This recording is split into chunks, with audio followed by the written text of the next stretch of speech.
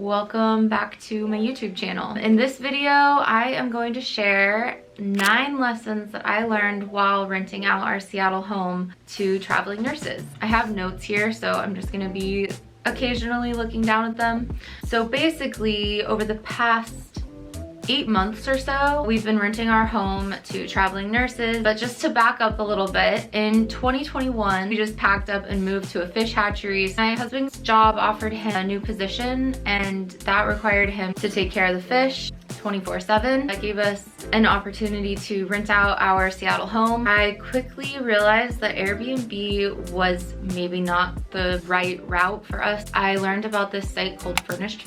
A lot of traveling nurses use Furnished to find housing for their traveling contracts, and those are typically 3 months to 6 months, but that is what has been working really well so far. There's also just a lot of benefits from renting to traveling nurses because they get a housing stipend, so you know that they're always going to be paying their rent on time and that they're here for work, so they're going to be a pretty responsible tenant, and they have been so far. So let's get into it.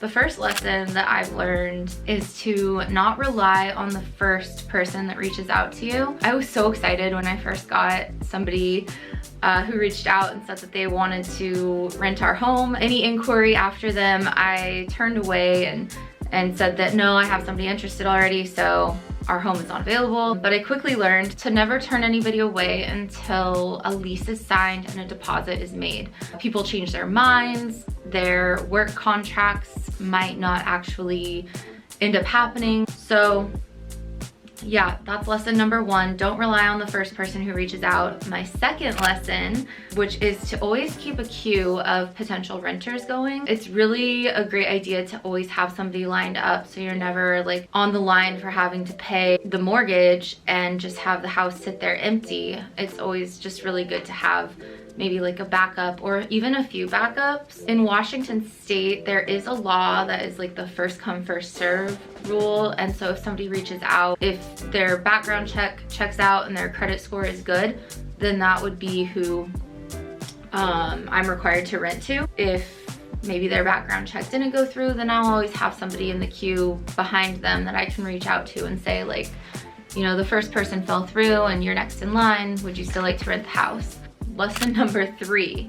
This seems like common sense, but I thought I would mention it because I wasn't really sure how to do this, and that is to always complete a background check for anyone who will be living in the house. I prefer that people have a minimum credit score of 620, and I also like to check how many lines of credit they have, what their payment history looks like, if they've ever been evicted, or if they have a criminal record of any kind. Traveling nurses, they have to complete a background check already for their line of work, and so typically their background check out, and I haven't run into any issues so far. So I use a website called KeyCheck, and it's really great because it allows me to just put the potential renter's email address in.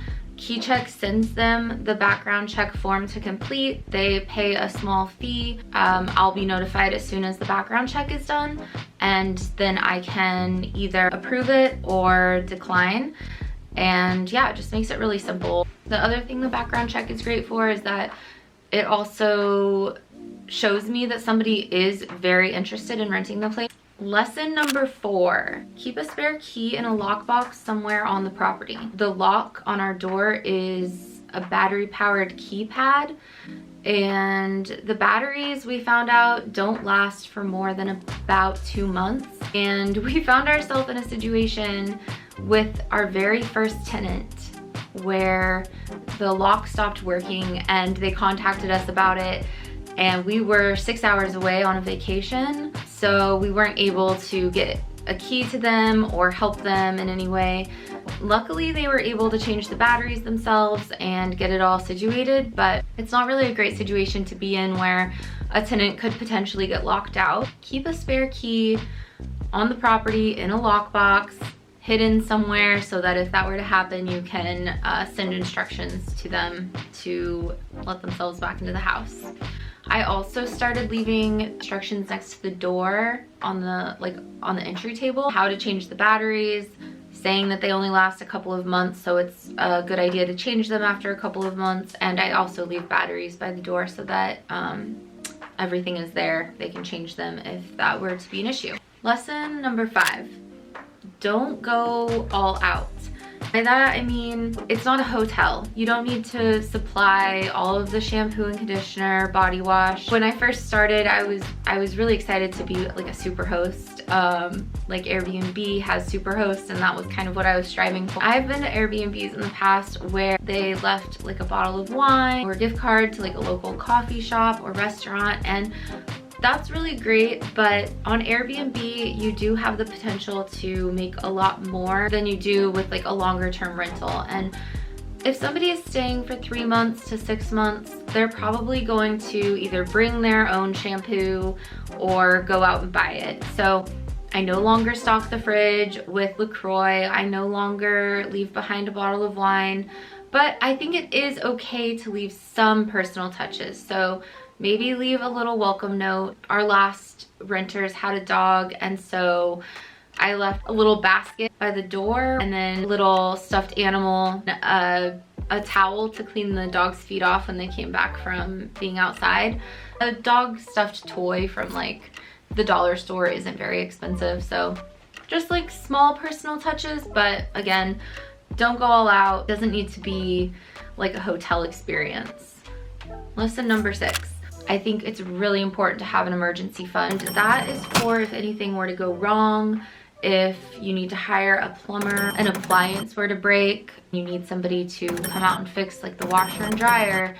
Okay, lesson number 7, list the distances specifically from our home to all of the closest hospitals and medical centers. All of that's already in the listing, so I'm not having to reply, and then it automatically just kind of funnels out anybody who might feel that their commute would be too far from our house, and I'm not having to respond to a ton of messages. Lesson number 8, and I think this is a big one that I've run into a couple of times. Make sure to clearly establish possible extension dates. So with traveling nurses, their contracts might get extended an extra 3 months, or they might not get extended at all. But every time somebody's reached out to me about renting our home, they always ask if they can have the option to extend.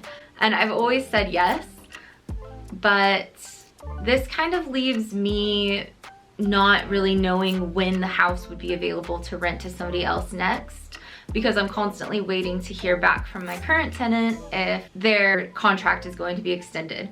So I've made sure to add a clause to my lease and to communicate it to the tenant that would be potentially renting, to make sure that they'll tell me at least 1 month prior to the end of the lease date if they'll be extending their contract. If I didn't know if they were going to extend their contract until the very end of their lease, then I don't really have that time to find somebody to rent the house next. And I just think it's really important to, you know, not just always be guessing. And in the past, I've had people reach out and I'll have to say like, I'm not sure if my current renters are going to be extending their contract or not. And so then I'm having to turn people away. And that goes back to lesson, number 2, which is to always keep people in a queue. I think it's just really important to make sure that they let me know at least a month in advance that I can start seeking out new renters. Lesson number 9 is to not stress. And you know, I was really stressed in the beginning about renting our home out because I was worried that our furniture would get destroyed, things would break. You know, generally people are pretty trustworthy, people are pretty respectful of your home, and I haven't had any of those issues so far. So, you know, I just need to not stress as much about things that could happen, because really it's out of my control and there's really no point in stressing over it. And a home is made to live in, and if something gets broken, then it's just a thing, it's just an object, it's no big deal. One thing I did do was scan in all of my artwork because I didn't want to leave any original art behind. So that's something you could do if you are thinking about renting out your home. It is just an extra step and it might not even be worth it, but I did have a lot of original paintings that I definitely didn't want anything to happen to those. So I did scan those in and just put the fake duplicate one in the house. Yeah, those are my 9 lessons that I've learned so far renting out our home to traveling nurses. Thank you so much for watching, and I will see you in my next video. Bye.